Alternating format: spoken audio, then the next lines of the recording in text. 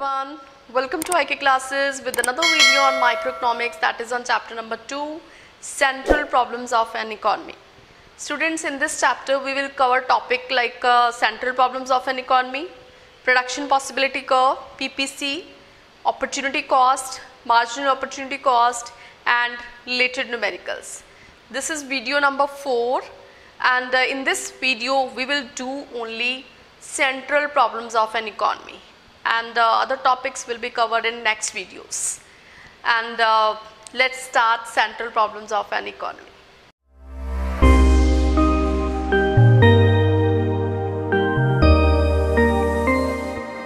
Students, every economy में resources क्या होते हैं? Scarce होते हैं. It is a hard fact of life.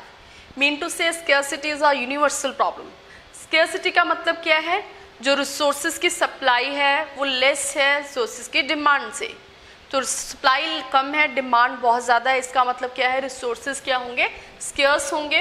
Mean to से लिमिटेड होंगे. लिमिटेड होने के साथ साथ उनके क्या होते हैं? ऑल्टरनेटिव यूजेस होते हैं. लाइक पेट्रोल है. पेट्रोल अगर स्केर्स है तो उसके साथ साथ उसके क्या है? ऑल्टरनेटिव यूजेस हैं. पेट्रोल जो है वो व्हीकल्स में यूज़ होता है, रेलवे इंजन में यूज़ होता है, एयरप्लेन्स में यूज़ होता है या फिर जनरेटर में. तो कहने का मतलब क्या है? उनके साथ साथ उसके ऑल्टरनेटिव यूजेस भी हैं. लेकिन comparative to this resources scarce हैं, लिमिटेड हैं, उनके ऑल्टरनेटिव यूजेस हैं. इसके कंपैरेटिव जो ह्यूमन वांट्स हैं, ह्यूमन वांट्स क्या है? अनलिमिटेड ह्यूमन वांट्स क्या है?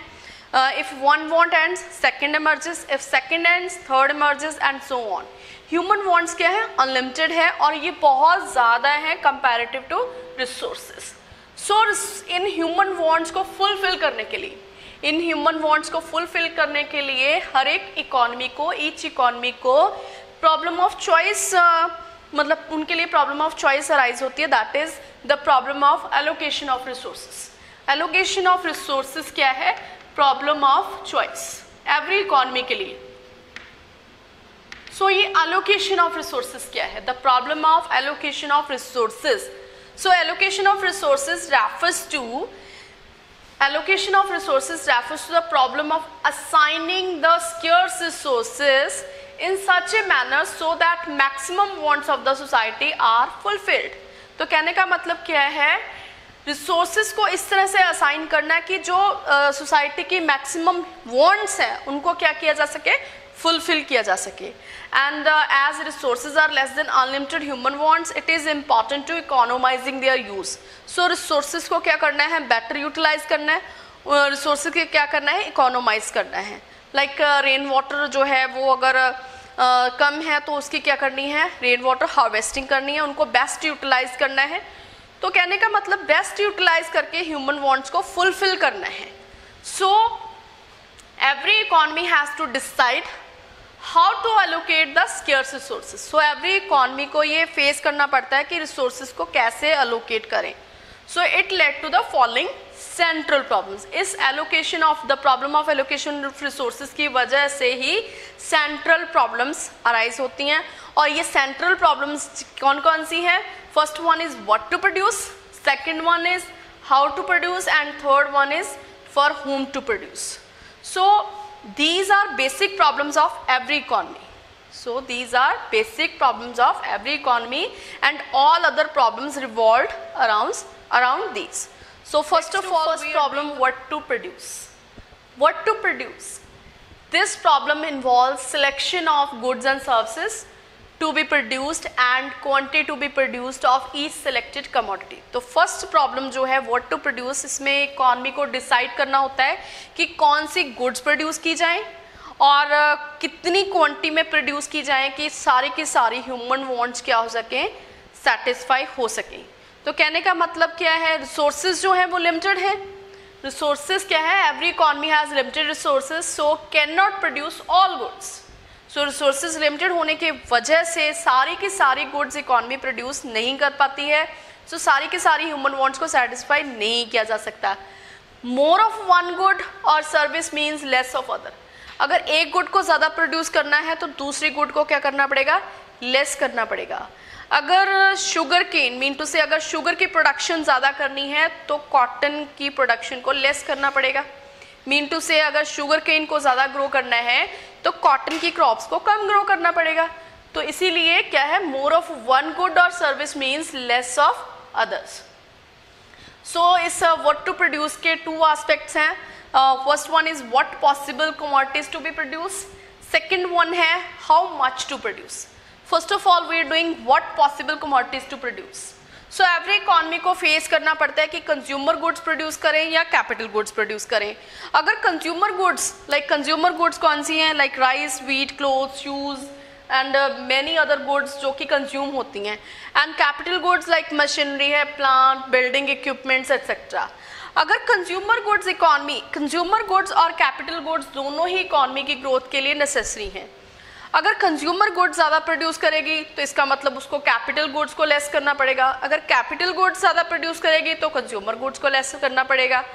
कंज्यूमर गुड्स ज़्यादा प्रोड्यूस करने का मतलब क्या है, प्रेजेंट जनरेशन का जो स्टैंडर्ड ऑफ लिविंग है वो हाई हो जाएगा और ये उनके फेवर में होगा।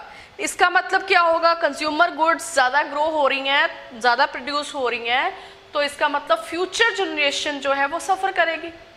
लेकिन अगर कैपिटल गुड्स ज़्यादा प्रोड्यूस हो रही हैं तो फ्यूचर जनरेशन के लिए एक फेवर में होगा, लेकिन प्रेजेंट जनरेशन का जो स्टैंडर्ड ऑफ लिविंग है वो क्या हो जाएगा, लोअर हो जाएगा और उनकी वेलफेयर क्या हो जाएगी, कम हो जाएगी। तो इसका मतलब क्या है, इकॉनमी को एक बैलेंस करके चलना पड़ेगा। इसी तरह से इकॉनमी को डिसाइड करना पड़ेगा कि सिविल गुड्स ज़्यादा प्रोड्यूस करी जाएं कि वॉर टाइम गुड्स। अब सिविल गुड्स क्या हैं, लाइक ब्रेड एंड बटर है, उनको ज़्यादा प्रोड्यूस किया जाए, या war time goods like guns, tanks या वेपन्स को ज़्यादा से ज़्यादा प्रोड्यूस किया जाए। सो इस इकॉनमी, इसका मतलब इकॉनमी ने क्या करना है, इनमें गुड्स में से डिसाइड करना है कि कौन सी गुड्स को प्रोड्यूस किया जाए जिससे इकॉनमी जो है वो ग्रो हो सके, इकॉनमी की ग्रोथ हो सके। अब सेकंड पार्ट है हाउ मच टू प्रोड्यूस। जब एक बार डिसाइड कर लिया कि कौन सी गुड्स प्रोड्यूस करनी है, फिर उसके बाद उसकी क्वांटिटी की बारी आती है कि कितनी क्वांटिटी में प्रोड्यूस किया जाए। तो ये उनकी ह्यूमन वांट्स की, मतलब ह्यूमन नीड्स, सोसाइटी की नीड्स के अकॉर्डिंग प्रोड्यूस की जाएंगी। So it involves a decision regarding the quantities to be produce of consumer goods and capital goods, civil goods and war time goods. तो कहने का मतलब क्या है, जब एक बार डिसाइड करते हैं कि कौन सी गुड्स प्रोड्यूस करनी है, उसके बाद उसकी कितनी क्वांटिटी प्रोड्यूस करनी है, ये भी इकॉनमी को डिसाइड करना पड़ता है। जब इकॉनमी एक बार डिसाइड कर लेती है कि कौन सी गुड्स प्रोड्यूस करनी है और कितनी क्वांटिटी में प्रोड्यूस करनी है, उसके बाद नेक्स्ट प्रॉब्लम अराइज होती है, that is second central problem, that is how to produce. This problem refers to selection of technique. This problem refers to selection of technique to be used for production of goods and services. Selection of techniques में दो types के technique use करते हैं हम. First one is labor intensive technique, mean to say LIT, and second one is capital intensive technique, mean to say CIT. Labor intensive technique में more use of labor होता है and lesser use of capital. And capital intensive technique में क्या होता है, more use of capital and lesser use of labour. अगर labour intensive technique use की जाती है तो इससे क्या होता है, अनएम्प्लॉयमेंट जो होती है वो अनएम्प्लॉयमेंट रेट काफ़ी ज़्यादा रिड्यूस हो जाता है। और अगर कैपिटल इंटेंसिव टेक्निक यूज करते हैं तो इससे क्या होता है, एफिशिएंसी बढ़ती है और जीडीपी ग्रोथ रेट जो है वो इंक्रीज हो जाती है। लेकिन जो मोस्ट पॉपुलेटेड कंट्रीज़ होती हैं लाइक इंडिया है, तो यहाँ पे क्या है, लेबर फोर्स बहुत ज़्यादा अवेलेबल होती है और लेबर फोर्स चीप होती है, दैट्स वाई यहाँ पे लेबर इंटेंसिव टेक्निक यूज़ की जाती है और कैपिटल इंटेंसिव टेक्निक कम यूज़ की जाती है।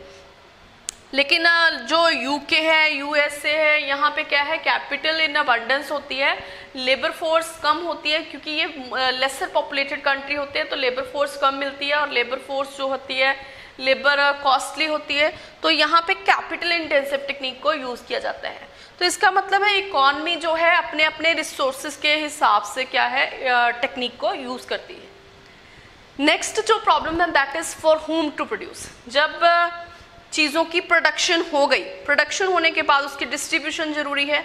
डिस्ट्रीब्यूशन किन लोगों को की जाए कि इकॉनमी की मैक्सिमम ग्रोथ हो सके और सोशल जस्टिस भी हो सके। तो यहाँ पे नेक्स्ट प्रॉब्लम राजी होती है for whom to produce. For whom to produce क्या है, the problem refers to selection of category of people, selection of category of people who will ultimately consume the goods। तो यहाँ पे main problem क्या arise होगी कि कौन सी category के लोगों के लिए चीज़ें जो है वो बनाई जाए और डिस्ट्रीब्यूट करी जाए। तो 2 कैटेगरीज ऑफ पीपल होते हैं, first one is the rich and the second one is poor.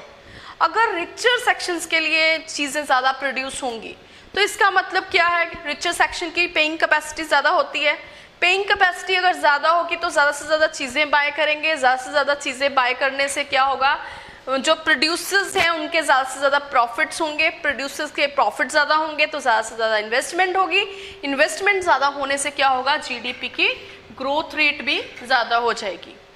लेकिन अगर पुअर के लिए चीज़ें ज़्यादा प्रोड्यूस की जाती हैं तो पुअर्स की जो पेइंग कैपेसिटी वो तो कम होती है, लेकिन उससे क्या होता है कि सोशल जस्टिस हो जाती है, इक्वालिटी आती है और सोशल वेलफेयर होता है। लेकिन यहाँ पे अगर पुअर के लिए चीज़ें ज़्यादा बनाई जाती हैं तो यहाँ पे एक हिडन कॉस्ट है। हिडन कॉस्ट मीन टू से अगर चीज़ें पुअर के लिए ज़्यादा बनाई जाती हैं तो lesser producers profits for the producers के प्रॉफिट्स जो हैं बहुत ज़्यादा कम हो जाएंगे और फिर वो लेसर इन्वेस्टमेंट करेंगे। लेसर इन्वेस्टमेंट करने से क्या होगा, जीडीपी ग्रोथ जो है, जीडीपी की ग्रोथ रेट जो है वो कम हो जाएगी। So the economy would remain backward for a long period of time. अगर पुअर के लिए चीज़ें ज़्यादा प्रोड्यूस करते हैं तो इकॉनमी जो है वो बहुत लंबे पीरियड के लिए बैकवर्ड ही रहती है। तो इकॉनमी को डिसाइड करना पड़ेगा कि इकॉनमी ने जीडीपी की ग्रोथ रेट ज़्यादा करनी है या फिर सोशल जस्टिस करनी है। तो यहाँ पे प्रॉब्लम ऑफ चॉइस अराइज होगी रिच और पुअर के बीच में। तो ये तो थी हमारी तीनों problems, what to produce, how to produce, for whom to produce. And if you have any type of doubt you can ask me in comment section, and if you like my videos then subscribe my channel and keep watching my videos. Thank you so much.